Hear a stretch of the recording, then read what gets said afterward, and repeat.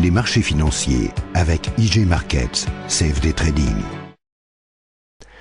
Bonjour, c'est Gilles du site boursicoté.com. Voici l'analyse technique du CAC 40 pour la journée du vendredi 18 novembre.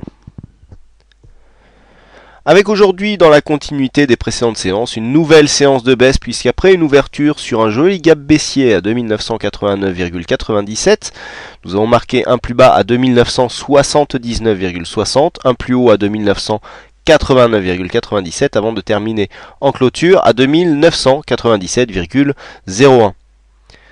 Le CAC 40 perd 0,44% sur cette séance, un peu plus de 13 points perdus par rapport au cours de clôture d'hier. C'est donc une séance de baisse, mais qui n'a pas la dynamique finalement que j'escomptais, puisque personnellement j'anticipais une cassure beaucoup plus forte ici en cas de passage sous la zone des 3000 points qui avait déjà été testée ici sur la séance du 10 novembre.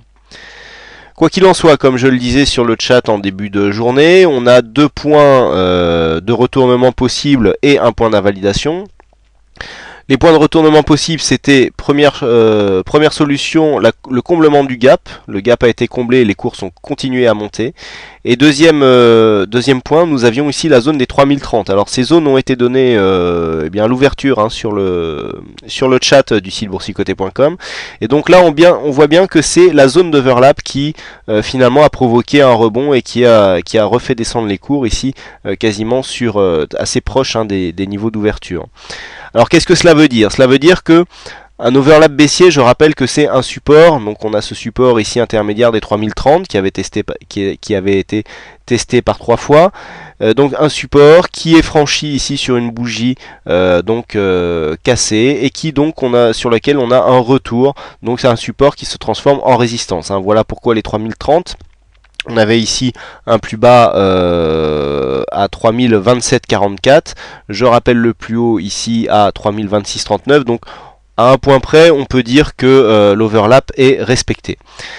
Je vous avais donné comme cible potentielle hier un ralliement de la zone de support baissier que nous avons là. Alors le support baissier se situait aujourd'hui aux alentours de 2977-2978 points. Je rappelle le plus bas de la séance, 2979,60. Donc on peut considérer à un point près que l'objectif donc de ce mouvement baissier qui part ici de cette séance du 14 novembre avec cette structure en pénétrante et qui vient ici toucher un objectif bas. Au niveau des indicateurs, nous avons un RSI qui continue à descendre légèrement, le stochastique qui s'enfonce dans sa zone de survente, avec un MACD toujours aussi hésitant mais qui a l'air de vouloir continuer à descendre lui aussi. Chose à remarquer, c'est que nous avons de très faibles volumes alors qu'aujourd'hui nous étions sur une séance à 3 sorcières. Alors bon, les séances à 3 sorcières, je rappelle, les sorcières, c'est ce qu'on appelle vulgairement les sorcières. Ce sont, en fait, c'est l'expiration de certains contrats à terme qui arrivent donc le même jour. Donc cela crée pas mal de rotation normalement dans certains placements, sur certaines positions. C'est ce qui, en général, traduit un surplus de volatilité. Et bien là, force est de constater que les volumes sont vraiment très faibles pour cette séance aux sorcières. Alors les séances aux 3 sorcières sont quand même moins importantes que les séances à 4 sorcières qui arrivent une fois tous les trimestres. Donc ça arrive à la fin de chaque trimestre, donc au mois de mars, au mois de juin, au mois de septembre si je ne m'abuse et au mois de décembre.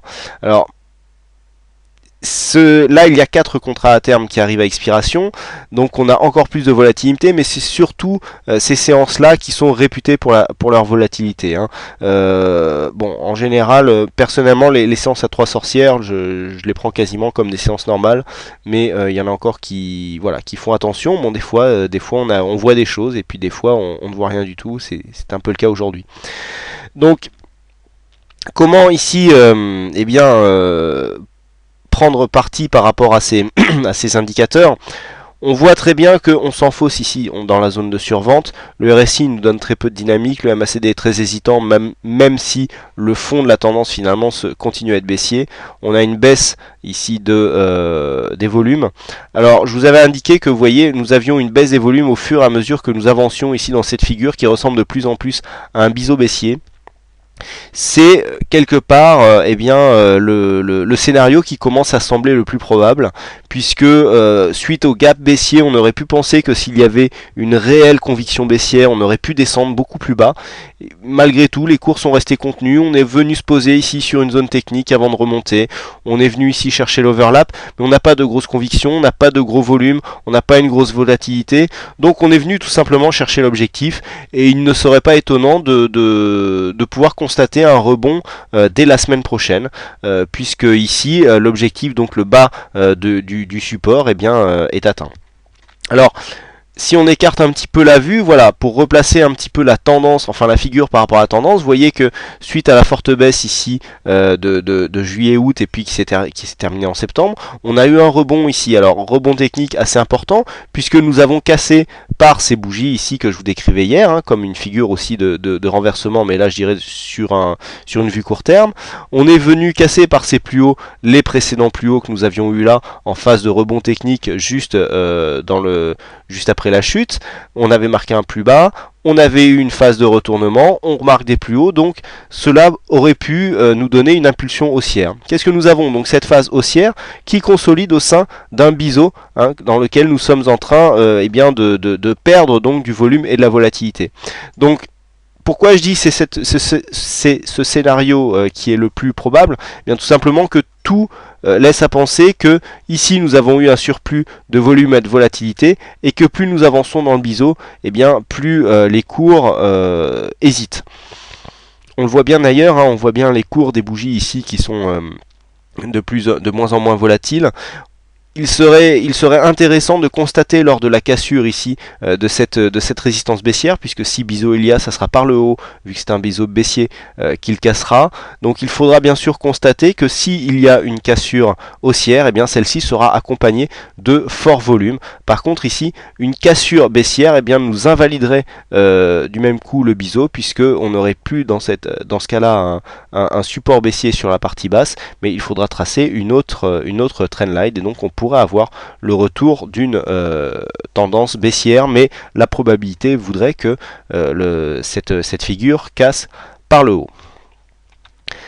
Comme nous sommes vendredi, je vous propose une vue hebdomadaire du CAC 40. Alors sur la vue hebdomadaire, c'est assez intéressant. On voit qu'on n'a pas toujours cassé cette phase baissière. Alors vous voyez, on avait eu ici un petit rebond technique suite à la baisse que je vous décrivais tout à l'heure. Donc rebond technique qui est venu casser un des plus hauts ici par rapport à cette zone de résistance que nous avons là. Et puis ce rebond technique ici est venu s'essouffler, on est venu se retourner entre le 50 et le 61,8 qui est une zone de retournement assez souvent constatée. Donc nous sommes ici toujours dans un flux baissier, puisque si nous nous rapprochons, nous constatons bien que les plus hauts et les plus bas sont toujours de plus en plus bas. Donc flux baissier qui nous permet ici de casser cette zone de support haussier que je vous avais indiqué hier comme ayant eu une attaque. On était venu ici se poser sur le 23,6, on avait réussi à clôturer à l'intérieur, mais là on valide tout à fait donc la cassure de ce support. Donc on pourrait, d'un point de vue moyen terme, continuer ici sur ce mouvement. Alors au niveau des indicateurs, c'est assez mitigé aussi, puisqu'on a un RSI qui descend doucement, stochastique ici qui ne lance pas un signal baissier, mais qui vient annuler un signal haussier, puisqu'on vient ici croiser la ligne de signal, mais en zone neutre, on est à 49, donc ici c'est plutôt une annulation de signal. Par contre le MACD se retourne. Alors lorsque l'on se retourne comme ça, avec une très faible amplitude, cela prouve que c'est un retournement, mais dans la tendance. Donc d'un point de vue moyen terme, on reste vraiment sur un fond de tendance baissier, puisqu'on voit ici, on était toujours vers le bas sur cette phase-là. Là, on remonte un peu et à peine on commence à remonter, paf, on redescend. Baisse des volumes aussi sur cette semaine, baisse de volatilité. Donc pour l'instant, le flux, en fait, le flux de transactions nous donne plutôt une tendance baissière, alors qui serait invalidée si on venait à casser durablement ici la zone des 3200 points. Donc comment jouer cette séance la semaine prochaine? Tout simplement un peu avec les mêmes zones que ce que je vous indiquais hier. Là nous sommes dans une phase baissière très court terme.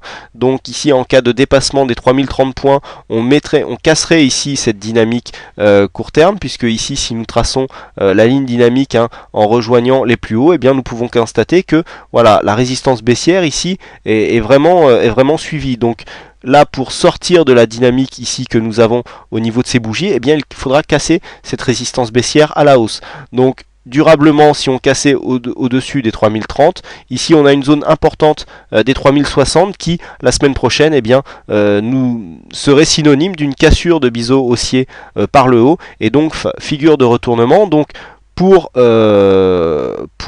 calculer l'objectif de sortie du biseau, je rappelle que l'on prendra ici l'amplitude que nous avons là. Donc nous avons 3080 ici et 3410, on va arrondir ici, donc ce qui nous donnerait 340 points d'objectif, 330 pardon, 330 points d'objectif. Donc ici, si on cassait sur cette ligne là, 330 plus 3070, on serait aux alentours de 3400 en objectif.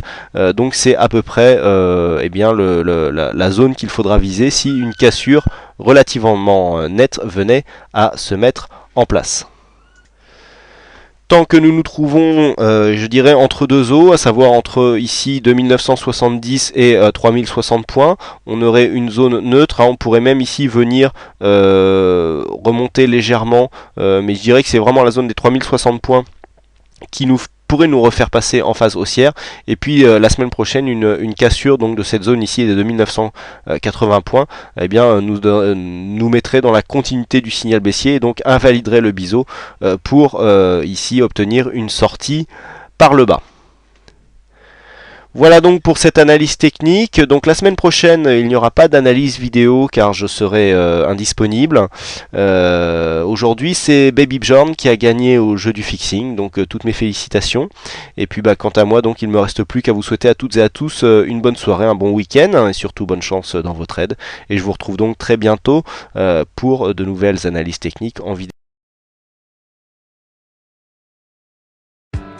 Les marchés financiers avec IG Markets, CFD Trading.